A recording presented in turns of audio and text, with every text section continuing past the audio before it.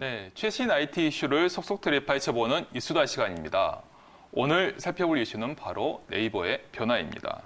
코스피 시가총액 4위이자 국내에서 가장 큰 인터넷 기업인 네이버가 사업 영역을 확대하고 있습니다. 바로 이커머스이죠. 네, 네이버가 올해 1분기 실적을 발표했는데 코로나 악재 속에서도 지난해보다 영업이익이 7% 늘었습니다. 실적이 안 좋을 줄 알았는데 막상 뚜껑을 열어보니까 이익을 전보다 더 냈어요. 전통적인 캐시카우였던 광고 영업은 줄었는데 쇼핑, 즉 이커머스에서 성과를 크게 냈습니다. 네, 네이버가 이처럼 쇼핑에서 높은 이익을 거둔 것은 꽤 의외이기도 합니다. 네이버는 아직까지 검색을 중심으로 한 인터넷 포털 사업자라는 인식이 크거든요. 하지만 네이버는 사실 꽤 오래전부터 쇼핑몰 가격 비교 서비스를 시작으로 이커머스 분야에 조금씩 진출해 왔습니다. 그러다가 최근 스마트 스토어를 통해 직접 판매 플랫폼이 되면서부터 이커머스 시장에서 주목을 받고 있죠. 네, 스마트 스토어는 줄여서 스스라고 불릴 정도로 판매자와 구매자 모두에게 사랑받는 네이버 쇼핑 플랫폼이 됐습니다. 판매할 상품을 등록하면 클릭 한 번에 네이버 쇼핑과 윈도에 상품이 나오다 보니까 개인 사업자가 가볍게 사업을 시작하기 좋은 겁니다. 수수료를 떼긴 하지만 네이버 페이와 연동이 되다 보니 판매자와 구매자 모두 결제 서비스를 편리하게 이용할 수 있습니다. 스마트 스토어의 최근 실적은 꽤 높은 수치를 보이고 있습니다. 지난 3월 한 달간 스마트 스토어에 입점한 매장 수는 3만 7천 개입니다. 그리고 같은 기간 스마트 스토어 이용자는 무려 1,000만 명에 달하고요. 여기에는 코로나의 영향도 좀 있어 보입니다. 코로나 영향을 받은 1분기 스마트 스토어 거래액은 전년 동기 대비 50% 이상 증가했습니다. 코로나 사태가 터진 2월 중순 이후에는 산지 직송 상품의 일평균 거래액도 한 달 전보다 60% 이상 늘어난 것으로 집계됐습니다. 네, 코로나로 주목받은 또 다른 이커머스 기업이 바로 쿠팡이잖아요. 쿠팡은 제조사로부터 물건을 직접 구입해서 빠르게 배송하는 방식으로 커왔습니다. 한 해 매출만 7조 원이 넘는 거대 기업이 됐는데요. 쿠팡의 한 해 거래액이 약 17조 원으로 추정되는데 네이버 결제액이 20조 원 정도로 보입니다. 네이버는 쇼핑 거래액을 공개하고 있진 않지만 네이버 결제의 대부분이 쇼핑에서 발생하는 만큼 거래액으로만 봐도 네이버가 쿠팡 못지않은 이커머스 강자인 셈입니다. 하지만 이커머스 강자라면 필수적으로 갖춰야 할 조건이 있습니다. 바로 물류와 결제죠. 전 세계 이커머스 1위 기업인 아마존의 진정한 경쟁력은 바로 물류라고 평가하는 전문가들이 많습니다.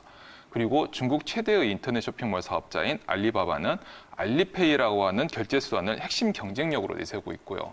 그런데 지금 네이버가 이것들을 하나씩 갖춰나가고 있습니다. 이게 또 주목해야 할 포인트인 거죠. 네, 물류부터 얘기를 해보면요. 상품을 보관하고 배송하는 전 과정을 풀필먼트라고 하는데 네이버가 이 물류 서비스 중 하나인 풀필먼트 사업에 뛰어들 거란 얘기가 나오고 있습니다. 만약 개인 사업자가 직접 상품을 보낸다면 일반 택배로 그 많은 상품을 보내고 제대로 도착했는지 확인하고 반품까지 진행하면 어려움이 있잖아요. 네, 이걸 원스톱으로 해결해 준다는 것이 바로 풀필먼트 업체란 얘기이신 거죠? 네, 그러면 판매자는 보관과 배송은 풀필먼트 전문 업체에 맡기고 오로지 양질의 상품 제작과 판매에만 집중할 수 있을 텐데요.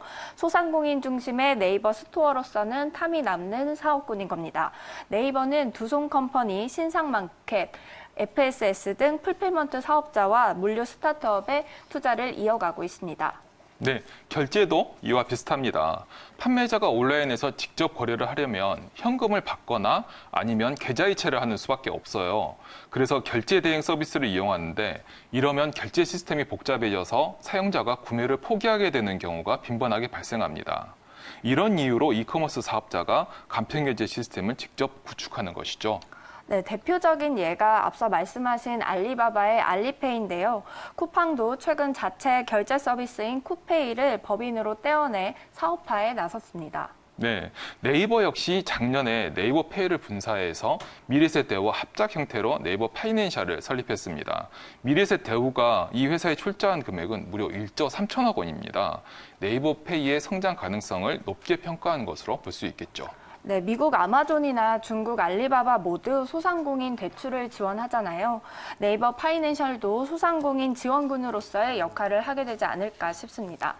네, 여기에 네이버는 물류와 결제 말고 이커머스 자체적으로 다양한 시도를 하고 있습니다. 바로 라이브 커머스와 브랜드 스토어입니다. 라이브 커머스는 홈쇼핑으로 이해하시면 쉬워요. 상품을 실시간으로 영상 소개하면서 판매하는 것입니다. 네, 티몬과 카카오도 속속 라이브 커머스를 시도하고 있고요. 네이버도 스마트 스토어에서 라이브 커머스 툴을 지원해서 시장이 더 커질 것으로 보입니다.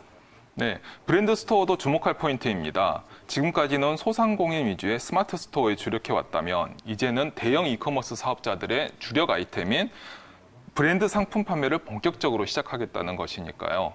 현재는 LG 생활건강, 그리고 CJ 제일제당 등 10여 개 브랜드만 입점해 있는데 올 연말까지 이를 100개로 늘리겠다는 계획입니다.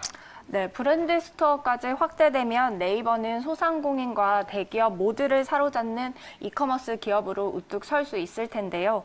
어쩌면 네이버의 미래는 구글이 아닌 아마존일 수도 있어 보입니다. 지금까지 이수다였습니다.